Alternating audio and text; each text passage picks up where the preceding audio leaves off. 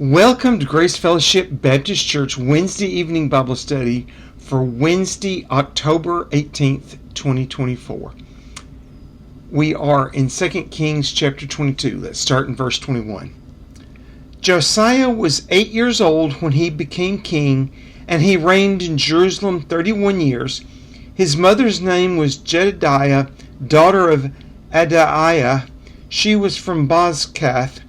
He did what was right in the eyes of the Lord and walked in all the ways of his father David, not turning aside to the right or to the left. King summarizes things a whole lot more. Chronicles gives a little more detail. In his 8th year of his reign, when he was 16, he decided to seek Yahweh's face. And then he started trying to obey the law. Between 8 and 16, he basically was just doing what everybody else had done. And at 16, he started seeking the Lord. And after that, he attempts to obey the Lord and is a man after God's own heart. And he dedicates himself to Yahweh. And he starts stamping out the religions that had been introduced into Judah. And he spends his entire reign wiping these other religions out. And doing so in a consistent, controlled, legal manner. He wasn't just being a tyrant. He was going through and convincing people and actually converting people and convincing them instead of just going in with force. And so he was a man after God's own heart like David. Didn't have as much faith as his grandfather Hezekiah, but he had a heart for God. Different people argue who was a better king, Hezekiah or he who obeyed God better. I go as a Christian with Hezekiah more. Oscar goes with Josiah, who has a learning experience through his life and obeys God. Both of them were good kings. Both of them obeyed God. Both of them apparently attempted to obey the law. However, Josiah starts with a serious deficit. Nobody knows the law when he starts reigning and starts trying to follow Yahweh. And so he's having to find it. And he doesn't even know to look for it. But God is a gracious and merciful God, and if you're seeking Him, He will make sure that He can be found. Verse 3. Into the 18th year of his reign, King Josiah sent the secretary Shaphan, son of Azaliah, and the son of Meshullam, to the temple of the Lord. He said, "Go up to Hilkiah the high priest and have him get ready the money that has been brought into the temple of the Lord, which the doorkeepers have collected from the people. Have them entrust it to the men appointed to supervise the work of the temple, and have these men pay the workers who repair the temple of the Lord, the carpenters and the builders and the masons. Also have them purchase timber and dressed stone to repair the temple. But they need not account for the money entrusted them, because they are acting faithfully." So he sends people to repair the temple, and he has great faith in these repair people that are going to be hired to do that. And he knows they're honest, and because he knows they're honest, he tells the priest, don't make them waste a lot of time on accounting for the money. They're going to be honest with it and responsible with it. That's quite a bit of faith to have in somebody. He apparently knows the heart of people very well and is very good at reading people. And he's hired good people to do this. And he knows that making them account for every shekel is going to be a burden on them. They're going to work less for the same amount of money because they're going to have to spend time and money, essentially hiring accountants to prove that they are doing the job. Then if they just do the job, they can be efficient. And so he does so. He doesn't trust the priest with it. He's apparently read the history and known what's happened if the priests are in charge of it. That the temple doesn't get repaired, and so he trusts the workmen and has them hired out, and they do it.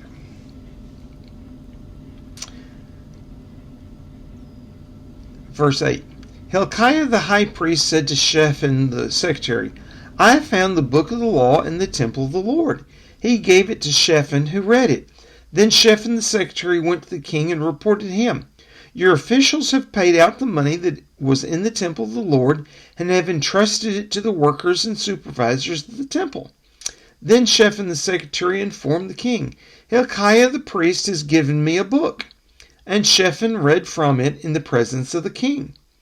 When the king heard the words of the book of the law, he tore his robes. He gave these orders to Hilkiah the priest, Ahikam the son of Shaphan, Achbor the son of Milkiah, Shaphan the secretary, and Asaiah the king's attendant. Go and inquire of the Lord for me and for the people and for all Judah about what is written in the book that has been found. Great is the Lord's anger that burns against us because our fathers have not obeyed the words of this book. They have not acted in accordance with all that is written there concerning us. So they find a written copy of the Mosaic Law. And Shaphan, being a secretary, he's very literate, and he reads all 5 books. And he gets very concerned, and he knows that the king will be concerned. And the king wants to know what to do right, and he hasn't been doing it. And so he reads from him, and this account says basically that portions were read to him, that Shaphan read the key passages to him. It didn't read the whole thing. From Chronicles, it's evident that he read the whole thing at some point. So it's probably later than the initial reading, because he was interested. He heard the overview, and now he wants to get into the meat of it. And he does read the whole thing. That's a great approach. But when he hears the critical pieces, he is so grieved, he tears his own robe. Rending the clothing like that was a sign of distress, of being humbled, of trepidation, of fear. He's very concerned. And he sends the most prominent people from his administration to go inquire of the Lord. And notice in that bunch, he's sending the high priest to go inquire of the Lord. Everybody is knowing at this point, God's not talking to the high priest anymore.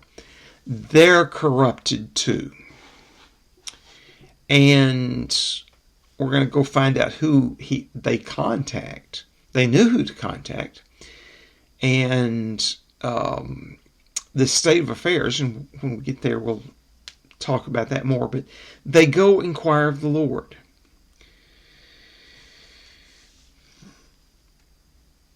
Verse 14. Hilkiah the priest, Ahikam, Achbor, Shaphan, and Asaiah went to speak to the prophetess Huldah, who was the wife of Shallum, son of Tikvah, the son of Harhas, keeper of the wardrobe. She lived in Jerusalem in the 2nd district.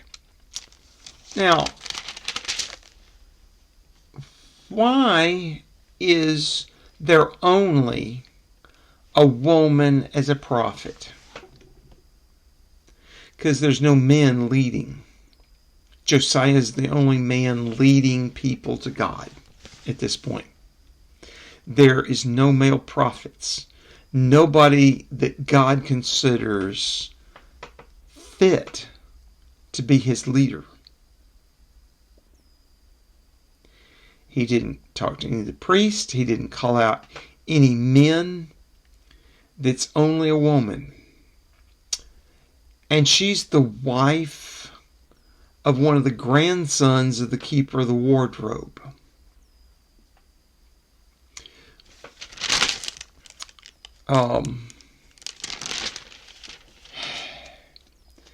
The keeper of the wardrobe was a priestly function, by the way.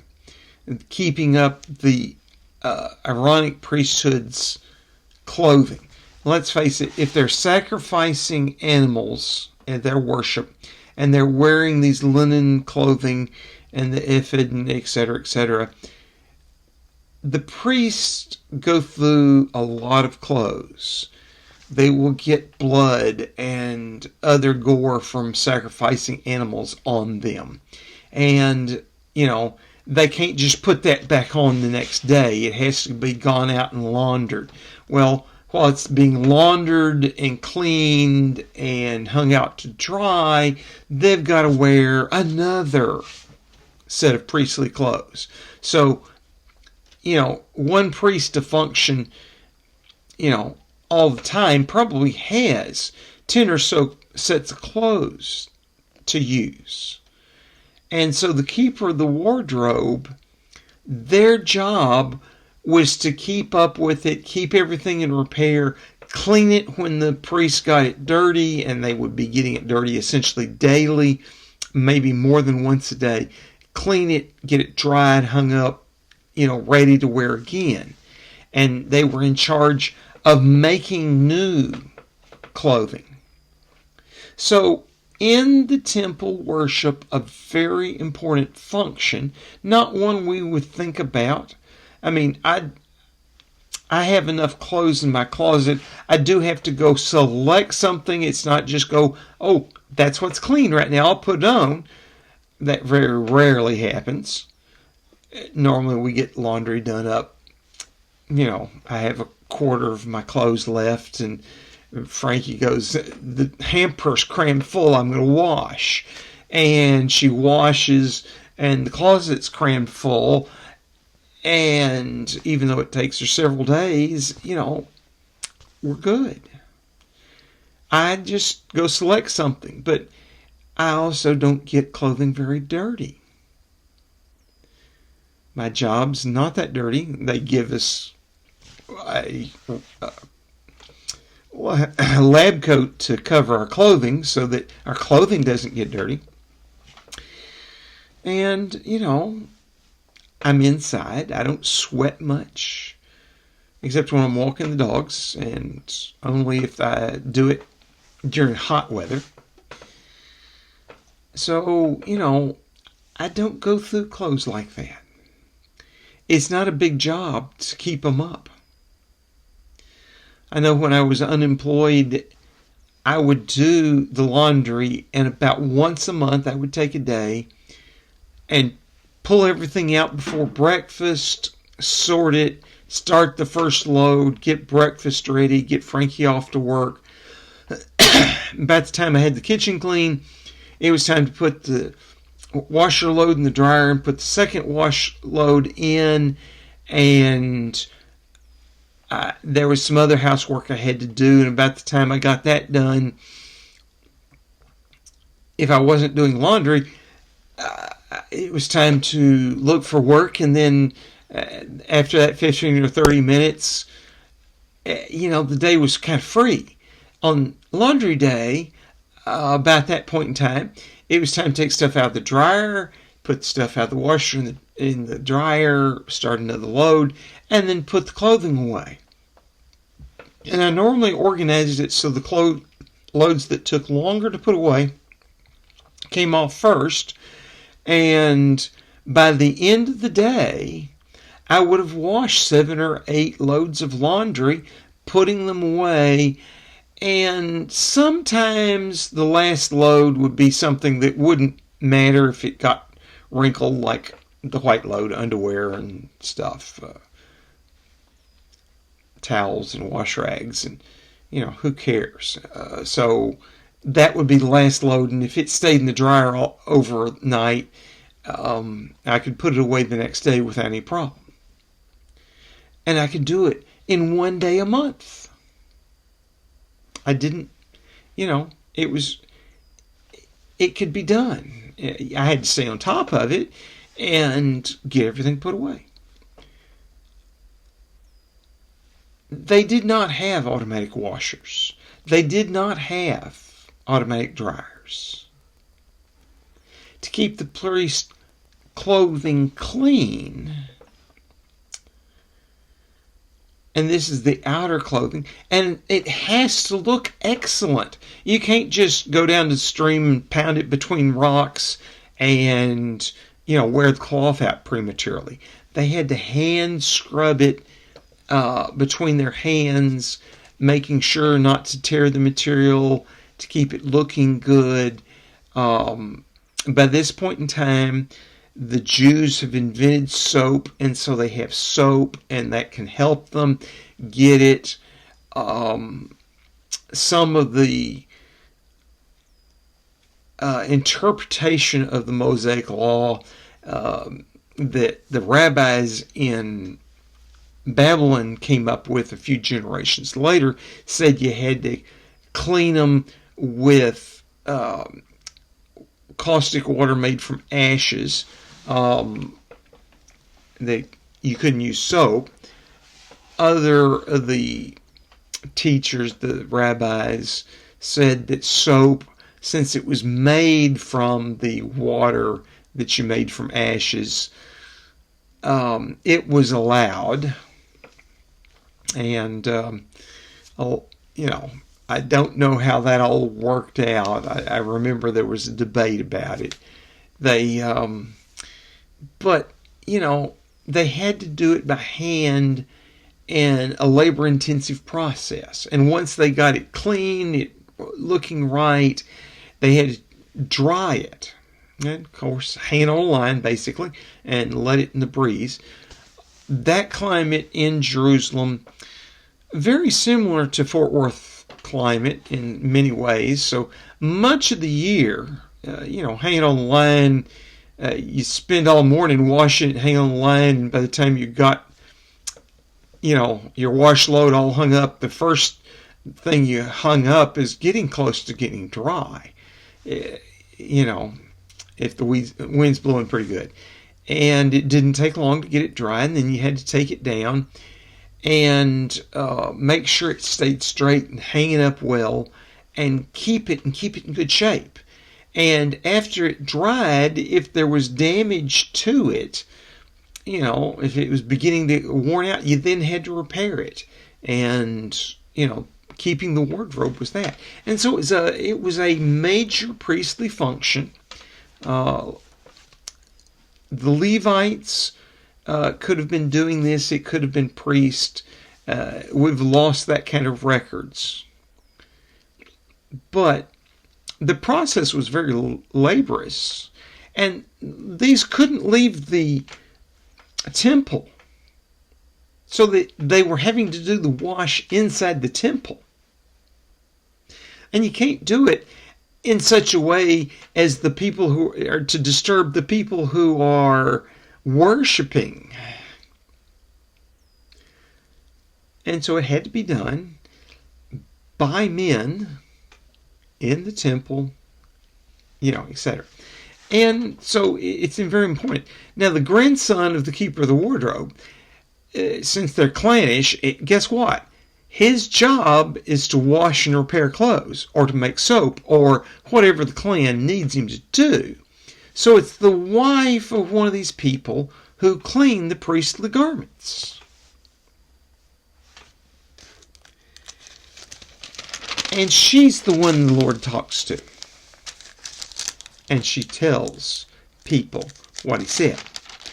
And that's how come the high priest would know it, who it is, who to go contact.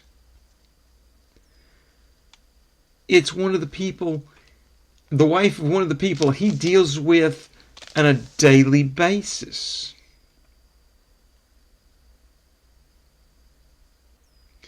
Verse 15.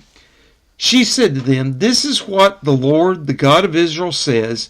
Tell the man who sent you to me, this is what the Lord says. I am going to bring disaster on this place and its people, according to everything written in the book the king of Judah has read, because they have forsaken me and burned incense to other gods and provoked me to anger by all the idols their hands have made. My anger will burn against this place and will not be quenched. Tell the king of Judah who sent you to inquire of the Lord, this is what the Lord, the God of Israel, says concerning the words you heard. Because your heart was responsive and you humbled yourself before the Lord when you heard what I have spoken against this place and its people, that they would become accursed and laid waste, and because you tore your robes and wept in my presence, I have heard you, declares the Lord. Therefore I will gather you to your fathers, and you will be buried in peace. Your eyes will not see all the disaster I am going to bring on this place."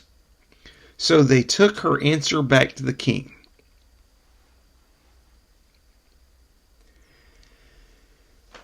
You know, God says to him when he inquires, yes, the disaster is going to come on Judah.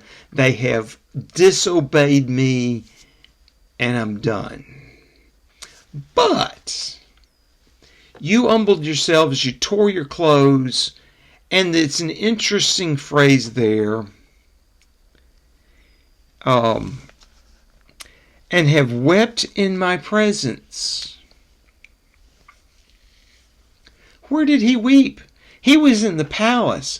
He was in his, probably in the attendance hall where the court met and where the law was read to him. And apparently he took the law back to his chambers and read it in full later, because she indicates he's read the whole thing. But he wept. He wasn't in the temple weeping like Hezekiah, his grandfather. He was in his own chambers, or he was in the court where everybody was when he tore his clothes. Well, he's apparently in court when he tore his clothes. He may have wept in private, he may have wept in public, but he wept. It so affected him that we've been so wrong. The king wept. And people would have known that. But God said it was in God's presence he wept. So she was telling Josiah, because you were brokenhearted and you wept over it, you were in God's presence. God is like that. He knows all of our thoughts. He knows all of our actions.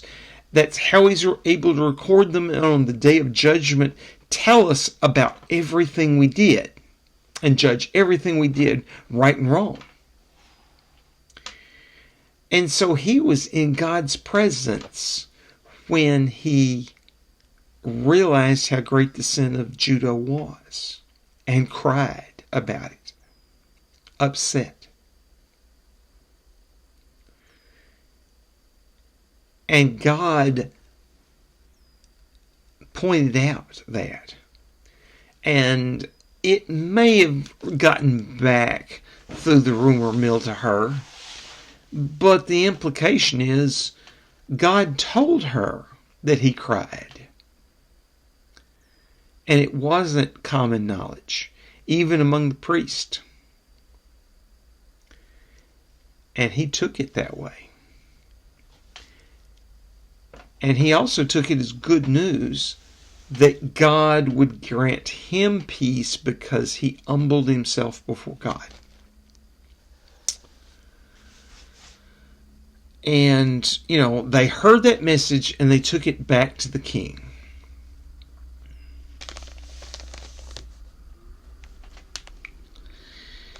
We're going to start in chapter 23, verse 1. Then the king called together all the elders of Judah and Jerusalem. He went up to the temple of the Lord with the men of Judah and the people of Jerusalem, the priests and the prophets, all the people from the least to the greatest. He read in their hearing all the words of the book of the covenant, which had been found in the temple of the Lord.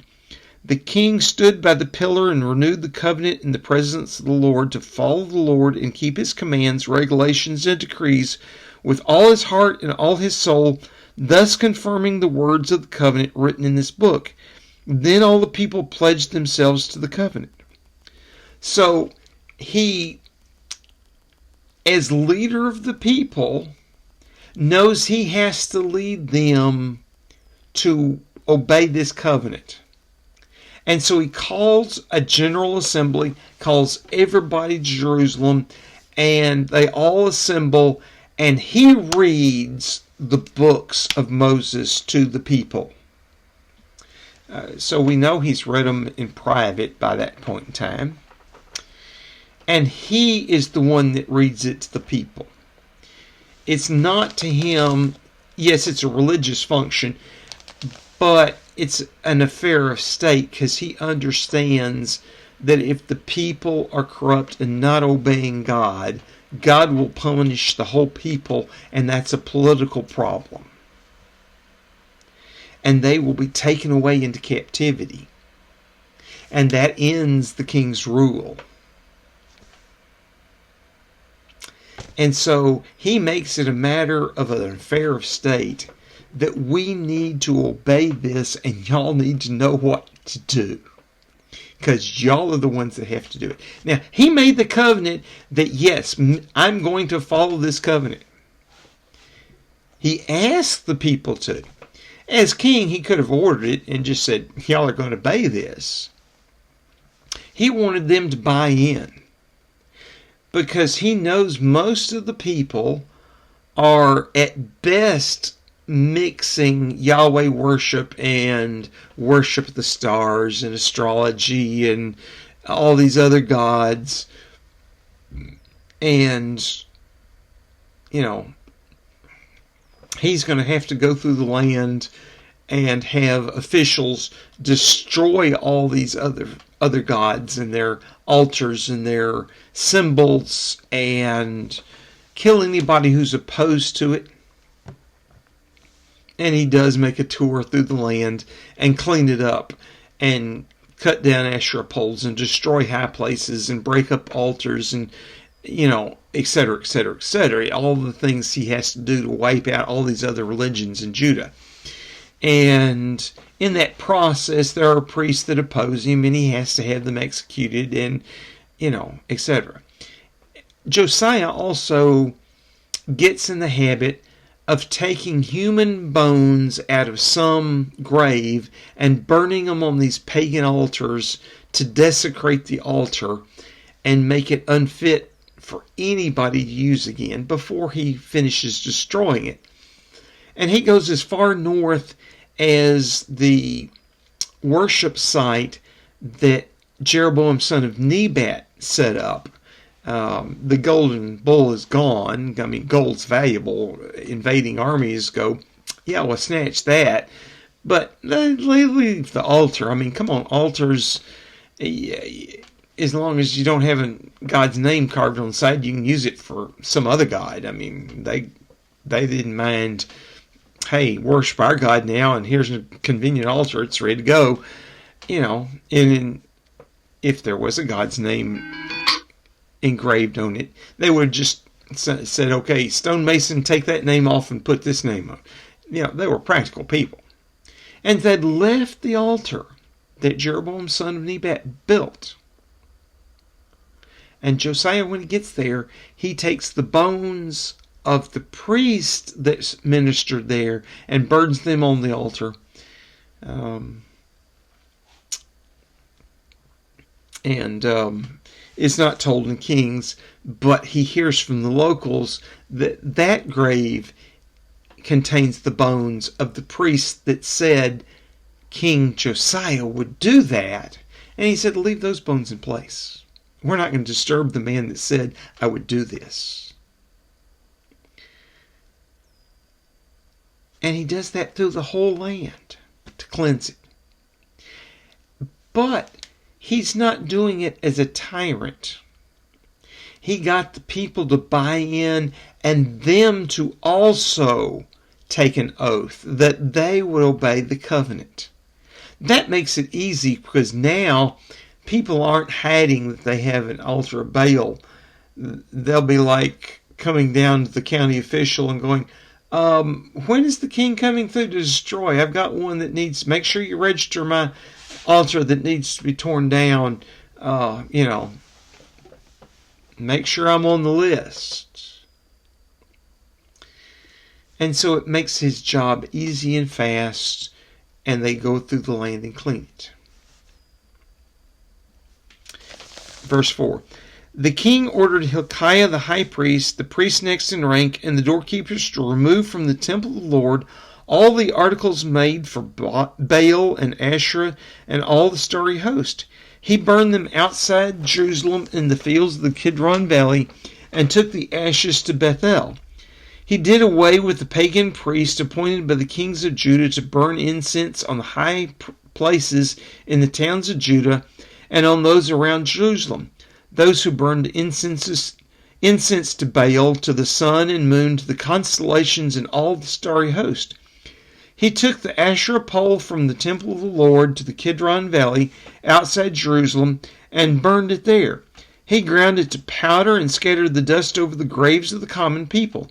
He also tore down the quarters of the male shrine prostitutes which were in the temple of the Lord and where women did weaving for Asherah. Josiah brought all the priests from the towns of Judah and desecrated the high places from Gibeah to Beersheba, where the priests had burned incense. He broke down the shrines at the gates, at the entrance to the gate of Joshua, the city governor, which is on the left of the city gate. Although the priests of the high places did not serve at the altar of the Lord in Jerusalem, they ate unleavened bread with their fellow priests. He desecrated Tophah, which is in the valley of Ben Hinnom, so no one could use it to sacrifice his son or daughter in the fire to Moloch. He removed from the entrance to the temple of the Lord the horses that the kings of Judah had dedicated to the sun. They were in the court near the room of the official named Nathan Melech. Josiah then burned the chariots dedicated to the sun. He pulled down the altars the kings of Judah had erected on the roof near the upper room of Ahaz, and the altars Manasseh had built in the two courts of the temple of the Lord. He removed them from there, smashed them to pieces, and threw the rubble into the Kidron Valley. The king also desecrated the high places that were east of Jerusalem on the south of the hill of corruption, the ones Solomon, king of Israel, had built for Ashtaroth, the vile goddess of the Sidonians, for Chemosh, the vile god of Moab, and Moloch, the detestable god of the people of Ammon. Josiah smashed the sacred stones and cut down the Asherah poles and covered the sites with human bones. Even the altar at Bethel, the high place made by Jeroboam son of Nebat, who had caused Israel to sin, even that altar and high place he demolished. He burned the high place and ground it to powder, and burned the Asherah pole also. Then Josiah looked around, and when he saw the tombs that were on the hillside, he had the bones removed from them and burned on the altar to defile it, in accordance with the word of the Lord proclaimed by the man of God who foretold these things. The king asked, "What is this tombstone I see?" The men of the city said, "It marks the tomb of the man of God who came from Judah and pronounced against the altar of Bethel the very things you have done to it." "Leave it alone," he said. "Don't let anyone disturb his bones." So they spared his bones and those of the prophet who had come from Samaria. Just as he had done in Bethel, Josiah removed and defiled all the shrines and the high places that the kings of Israel had built in the towns of Samaria, that had provoked the Lord to anger. Josiah slaughtered all the priests of those high places on the altars and burned human bones on them. He then went back to Jerusalem. So, yeah, that's what I just summarized a minute ago. I was remembering the passage in Chronicles, which is even longer than this one and more detailed. He did it, and he actually went through Samaria, where the Samaritans were living, and they were worshiping Yahweh and all their gods, and he basically told them, quit worshiping those gods. Worship Yahweh. If you're going to worship Yahweh, worship Him right. And he tore down all their idols and killed their priests. So he begins reforming not just Judah, but historic Israel's territory. Now, it's still nominally under Assyrian control, but they don't have administrators there. The locals are doing their thing, and king's officials would come through once a year and get taxes paid to them, then go off. And as long as there was no attack on the country, they left it alone, and you were free to do what you needed to do. And Josiah took advantage of that very loose border. He's not attacking the country. He's not out for political control. He's for religious purity. And if you claim to worship Yahweh, he was going to have you worship Yahweh right. And so he starts teaching the Samaritans to worship God properly. Remember I said they were originally people from elsewhere, and they started worshiping Yahweh, and through time they start worshiping Yahweh better and better and better. Well, this is one of those key events. He goes up there and tries to stamp out all the other religious practices and establish Yahweh worship. And, okay, they backslide really quickly. They're not under his political control, and they don't have to obey his laws, and, they still paying taxes to Assyria. But they learned more about how to worship Yahweh. And so they start doing that more and more. And as they worship Yahweh correctly, God blesses them, and they see that, and they see that things are going better. So they slowly worship God better and better. And Chronicles says he left people to teach people the law of the Lord. He left with them teachers of the law. Now, these were actually people who were in his administration, but they were not teaching, come back to Judah and be with us politically. He's teaching them, if you're going to worship Yahweh, here's the book of the law of Moses and what it says and what you should do, and do these things. And the Assyrians, while they would have objected to that, because they wanted people to worship their gods, they're not in a position to deal with it. Not since Hezekiah whacked them back. They have an empire in collapse, and they've got 99 problems all over the place. And that minor little problem of a guy that invades our land but doesn't take our land from us and just teaches people how to worship God, that's just not a big problem. We've got the Babylonians attacking us on one side, and other people rising up in revolt, and we can't even keep the army together, and they keep getting defeated, and, they're not going to go try to enforce religious purity on a people that are still paying taxes. They're going to go, you paid your taxes, good, you're a good citizen, and walk back out the countryside. And so he begins that process that through the centuries they get their own traditions of how to worship Yahweh, and they have copies of the law of Moses, the books of Moses. And they claim it's their books. And they also begin to claim we also have Abraham's ancestry and Isaac's ancestry and Jacob's ancestry in us. And they may well have, because they may have, bought Hebrew slaves from different places and,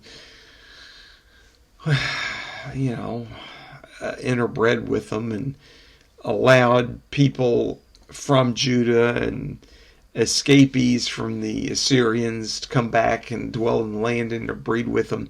And so they may have had some Hebrew blood in them by this point in time. But not as a whole.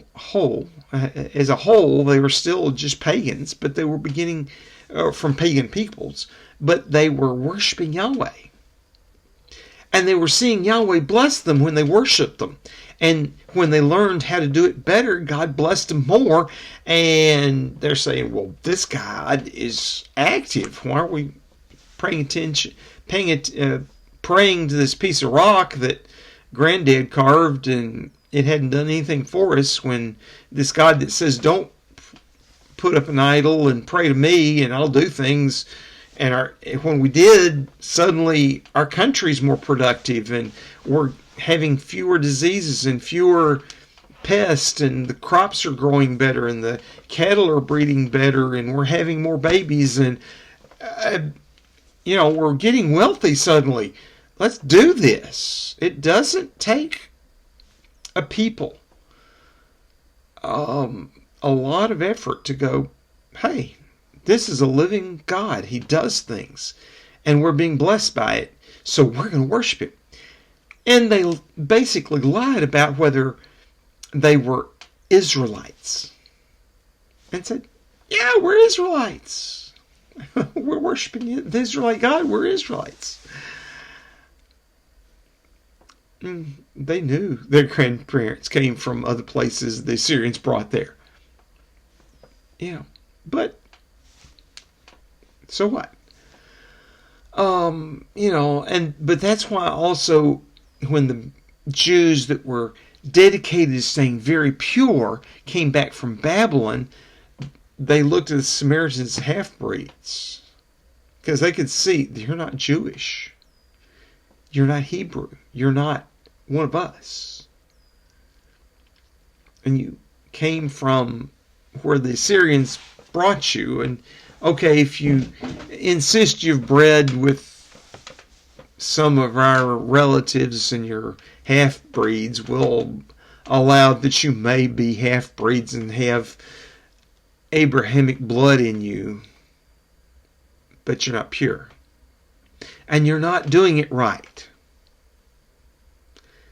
And the thing was, in one sense, the Samaritans weren't any more right or wrong than the Jews that had come back from Babylon. Just the Babylonian Jews had come up with this very strict legalistic system that kept their children and their grandchildren and their great-grandchildren doing these things. And they saw the Samaritans just not being careful to do that, and they weren't concerned about bloodlines, so they clearly were not pure.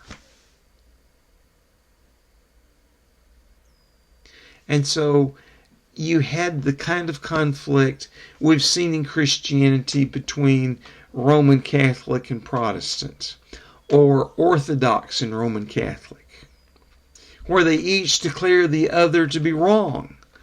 And in reality, they're both about the same amount right and about the same amount wrong, and they got most of it right and a little bit wrong, and they're arguing over the small differences. And that's unfortunately what Christianity has done. And that's what was going on between the Samaritans and the Jews that came back from Babylon. And that starts with Josiah's reform of their country, teaching them to obey Yahweh. And as they obey Yahweh, He blesses them. They see that, they obey more, and they naturally, on their own, get rid of the false gods. Because Yahweh answered. And, God's not going to nitpick with them about the details they got wrong. He's going to be concerned about their hearts. Are you obeying me? And the Jews that came back from Babylon were very concerned that you obeyed every little thing. And they thought they understood it all, and they didn't. And therefore, they nitpicked the things they did wrong. And that got the two groups crosswise with each other. And you get this mutual, you're wrong and we've declared you to be, heathen, or to be heretics or whatever. And they both do that to each other, and then it just becomes this very cultural wall between them, with them both worshiping Yahweh. And it started with Josiah trying to reform his own country and finding, there's people that worship Yahweh all the way up to historic Israel. Well, let's just teach them too and wipe out their other false gods.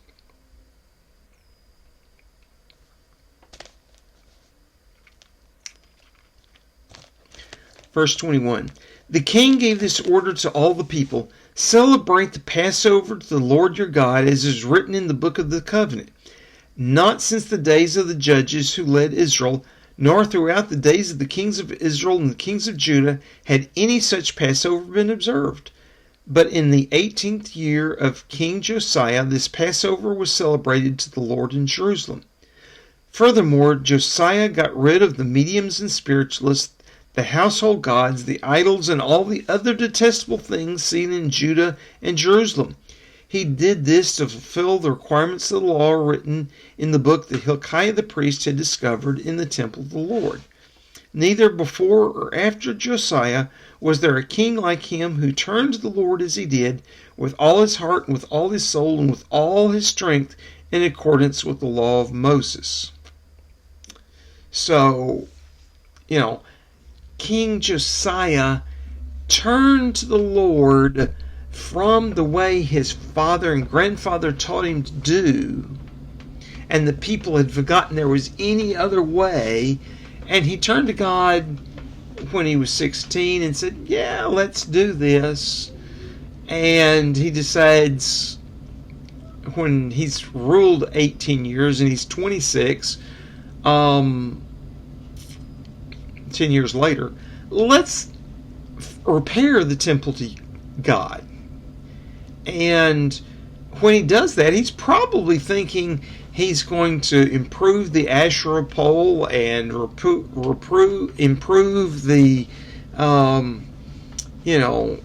entrance that the sun god has, and all this to make the temple better. And then they find the book of the law, and he finds out what he should really be doing. And he says, whoa, wait a minute. Let's be purified. Let's take all this other stuff out. Let's make it just Yahweh like it's supposed to be, like Moses told us to. And he does that. And he has people celebrate the Passover. And they did it better than any time since the Judges. Well, there weren't accurate recordings during the Judges, so they didn't know how well they did it. from the book of Judges, we get the idea they didn't do it all that well. But they had records that had been done then, and there were people doing it, so they assumed all the people did it. They knew that during the kingship it hadn't been done the way they did it, because he got the people to make their covenant to God. They would do it. So when he says, hey, let's obey this part of the law also, everybody's going, yes, we're going to do it. And as a group, as a people, the whole people of the land came and celebrated Passover. And it was up until the Babylonian captivity, the distinctive thing about Judaism. If you didn't celebrate Passover, you weren't Jewish. You weren't worshiping Yahweh. If you did that minimum part, you're worshiping Yahweh. It was the key event. In Christianity, if you don't acknowledge Easter and the resurrection of the Lord Jesus Christ, you're not Christian. You can do all the other trappings. You can come, attend church. You can celebrate Christmas.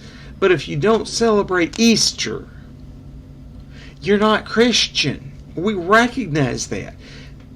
The resurrection is the central part of Christianity.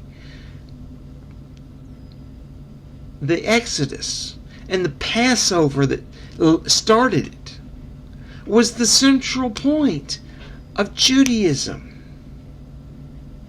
And they understood that. If you didn't worship that, you weren't worshiping Yahweh. And so they had the biggest one up to that point in time. Hezekiah had a big one.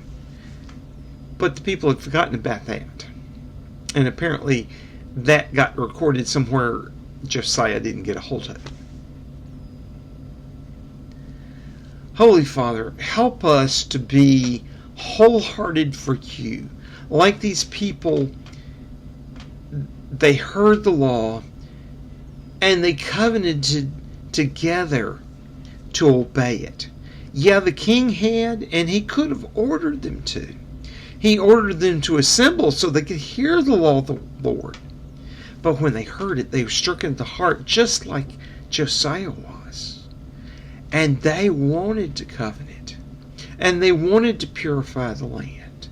And they did so. And they were happy to obey their king. And happy to obey when he said, worship Yahweh through the Passover.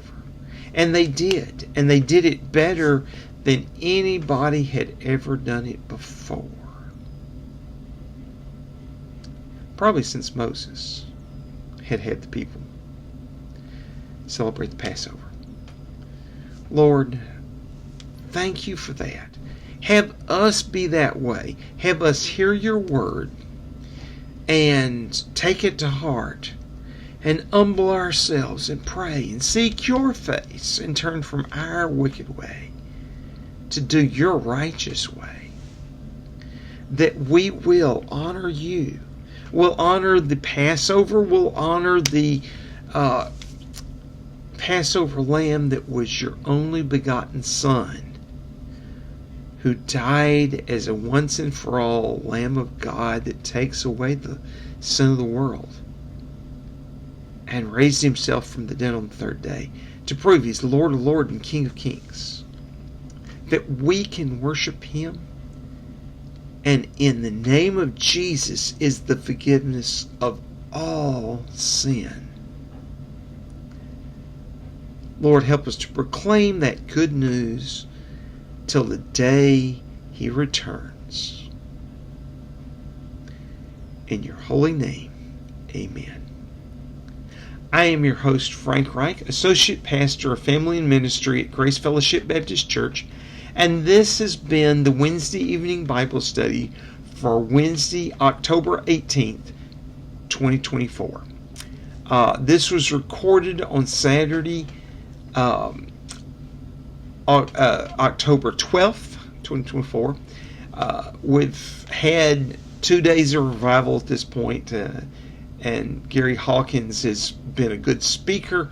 We've been uplifted, we've been confronted with God's Word.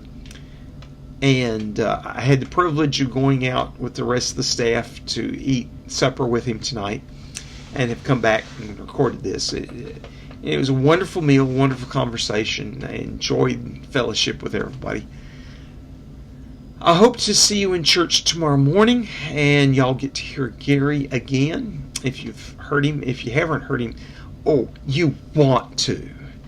And then I hope to see you Wednesday night, where we'll get to discuss Josiah and his reforms, and we can debate who was the more righteous king, the one that turned and repented, or the one that had such amazing faith that even from the beginning worshipped God, and knew that it was God that would do what he needed done. Then we'll talk about all the things that Josiah did to create this reform, and how we can help implement that in our own society, because we need to be reformed too. And if I don't see you in person, I'll see you here on YouTube. Have a blessed week.